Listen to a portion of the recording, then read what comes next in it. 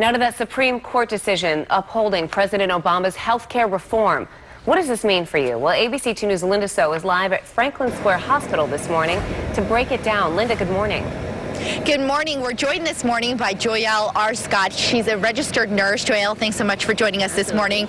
A lot has been said about how complex this law is, but for the average family, what does it mean? For the average family, is about 10% of Marylanders who do not have health insurance, but this means that more people can be covered under health insurance and go to preventive care at the doctor's offices versus going to the ER for health care services.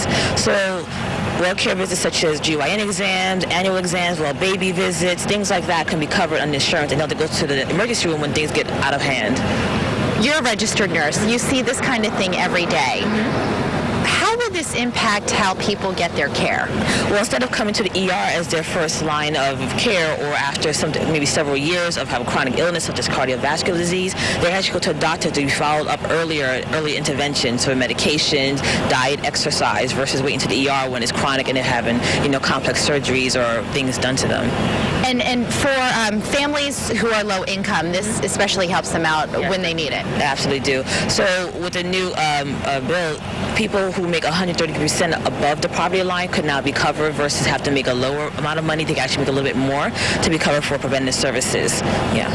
When you first heard about the Supreme Court's decision, what was your first reaction? I was like, yeah, we were very excited about it, because we also know that a lot of people are uninsured. They wait so long, and by the time we see them, sometimes there's not much we can do to them, depending on what's going on with them, or is there so much damage has been done. So see them earlier in the health illness or the health continuum is a lot better for them, and we can maintain things and catch things earlier.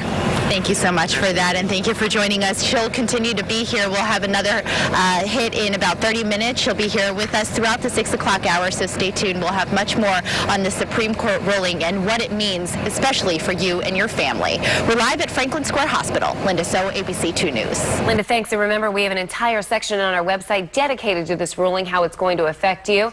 It's right on the top of our homepage. Check it out at abc2news.com. You can also find this information on our mobile app as well.